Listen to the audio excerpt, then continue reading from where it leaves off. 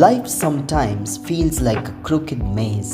நாம் ஒன்று நினைச்சா வேற ஒன்று நடக்குது. You plan one way but things bend the other.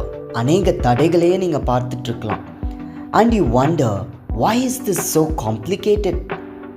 But Isaiah 45:2 is clear.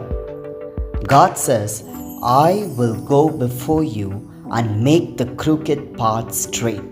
நான் உனக்கு முன்னே போய் கோணலானவைகளை செவ்வையாக்குவேன் ஆண்டவர் சொல்றார். That means he is already walking ahead of you. He is clearing delays. உங்களுக்கு முன்பதாக போய் எல்லா தாமதங்களையும் சரி பண்ணுகிறார்.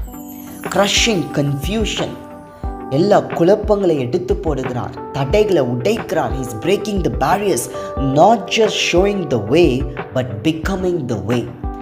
அவர் வழியை காட்டுகிறவர் மட்டுமல்ல, வழியாகவே மாறுகிறவர். So if you feel stuck and lost today, ஒன்றும் செய்ய முடியாத சூழ்நிலையில் இருக்கிற உங்களுக்கு, God is not waiting at the end. He is already at work in the middle.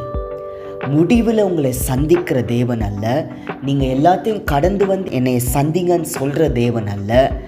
அவர் உங்களுக்காக, உங்கள் நடுவில், உங்களுக்கு முன்பதாக, just in front of you, அவர் போய் கோணலானவைகளை செவ்வையாக்கி கொண்டிருக்கிறார். அவரே உங்களுக்கு முன்பதாக போகிறார்.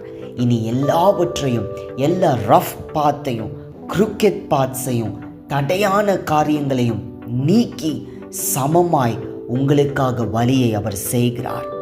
He is making it straight for you.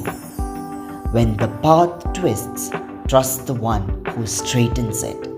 Let's pray. Father God, thank you for your wonderful word. தடைகளை நீக்கி போடுகிறவர், எல்லா தடைகளை நீக்குகிறதற்காய் நன்றி. வாழ்க்கையில் அநேக சுற்றுகளும் தடைகளும் கோணலான வழிகளும் கரடு முரடானது போல வாழ்க்கை போய்கொண்டிருக்கலாம். அப்ஸ் அண்ட் டவுன்ஸாக இருக்கலாம். ஆனால் இன்னைக்கு கர்த்தர் எல்லாவற்றையும் மாற்றுகிறதற்காய் உமக்கு நன்றி. இப்பொழுது எல்லா தடைகள் விலகுவதாக, ஆசீர்வாதத்தின் வழியாய் மாறட்டும். எந்த ஒரு குழப்பமும் தடையும் இல்லாமல் வாழ்க்கையை கடக்கச் செய்யும். நீர் முன்பதாக போகிறீர், அதற்காய் உமக்கு நன்றி. இயேசுவின் நாமத்தில் பிதாவே, ஆமென்.